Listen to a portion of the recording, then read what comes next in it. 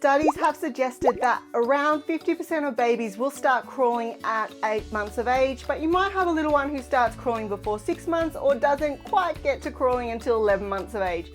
But did you know not all babies crawl in that traditional manner that we're used to, so on their hands and knees, and some babies skip crawling altogether. In fact, there's actually 7 different crawling techniques that your little one may use in the future. So in this video, we're going to cover all 7 different crawling techniques so you know what to be expecting and when to be concerned. But before we do, make sure you click on that free PDF document in the description box below, which covers the developmental milestones you can be expecting for your little one in their first year of life. This will give you an invaluable peace of mind, as you'll know when to be expecting certain skills and when to be concerned. Also, if you want to make parenting significantly easier, make sure you start now by subscribing to my channel and hitting that bell, where you'll learn the tips and tricks I've learned over the last 10 years practicing as a pediatric occupational therapist and being a mum to 2 children. Believe it or not, the very first step towards crawling is actually tummy time, and that's because it is through tummy time that your baby's going to develop the muscle strength in their neck, their shoulders, their arms, their back, and their trunk,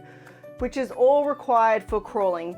Now, what you'll notice as your baby gets stronger in this position, they start to do funny things. So the very first thing you'll notice is that they start to do airplanes. So that's where they start to lift their arms and their legs off the ground so that all the weight's just going through their tummy, and they start kind of swimming when they're lying on their tummy, and then they'll start to pivot. And that is where they start to turn their body around in a circle by pushing up on extended arms and then using those arms to turn their body around. What you'll notice is when they start to do that, they are getting significantly stronger, and when they push themselves up, they might actually even push themselves up so that their chest is off the ground and most of their stomach, and they'll start to kind of push themselves backwards.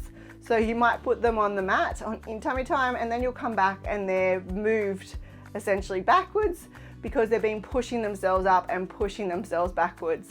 Then what you might notice is your baby might start to do some commando crawling or army crawling. So there's 2 different ways of doing this. The very first one is that army crawl.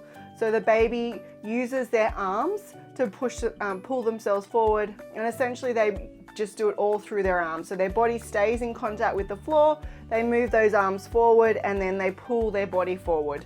So their legs aren't really doing a whole lot. When your baby is using this army commando technique, what you will notice is that they don't require a lot of balance, because essentially their body is staying in full contact with the ground, so they're able to move forward without needing to balance their trunk significantly. And the second way to do this is the inchworm crawl. So that's where your baby is lying on their tummy and they move both arms forward at the same time.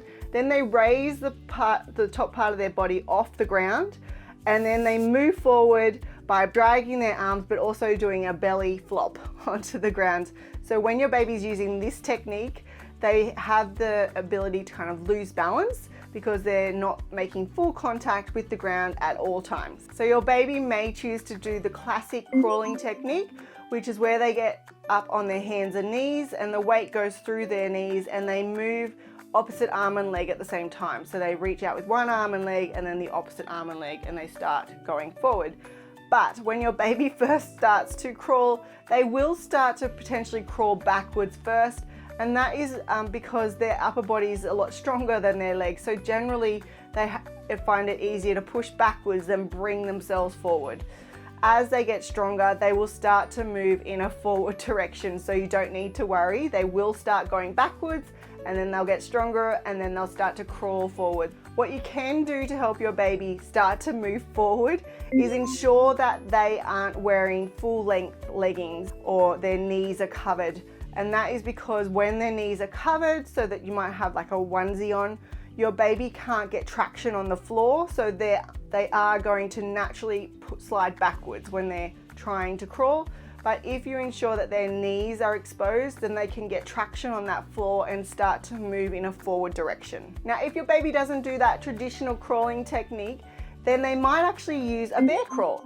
And that is where they have their elbows and their knees extended, so nice and straight. And so that all the weight's going through their hands and their toes. So their knees aren't actually making contact with the ground, and they're essentially walking a bit like a bear. Or your baby might choose to use a step crawl mix, which is where they crawl on the knee of one leg while stepping with the foot of the other leg. Again, remember, it's not uncommon for babies to first start to crawl backwards. So they start to go backwards first. So again, it's the same technique.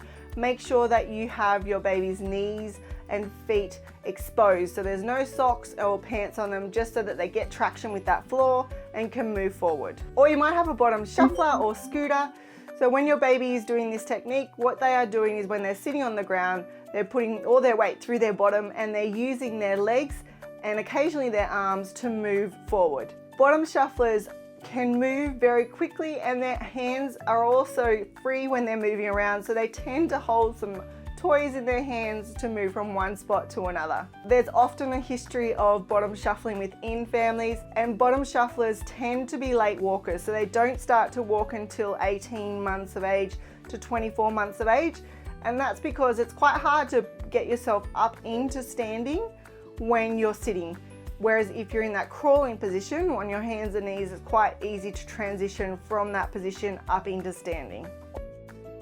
Or your baby might use a variation of bottom shuffling called step scooting, which is essentially when your baby will use one arm while they're kind of in an upright seated position to move forward. So basically when your baby's doing this movement, they have 3 points of contact with the ground, so both legs and one arm, and that's how they move around. Or some babies just use the rolling crawl, which is where they essentially roll from their back onto their tummy all the way across the room to get to the next spot that they want to explore. And then lastly, you have babies who skip crawling altogether, and they tend to like to go straight from sitting into cruising. So they might stand at furniture or like to hold your hand and move around. So they don't actually crawl, they just cruise, and then once they've got that strength and stability in cruising, they then move on to walking. So as you can see, there are lots of different ways to crawl, and you shouldn't be concerned if your little one's not doing that classic hands and knee crawling.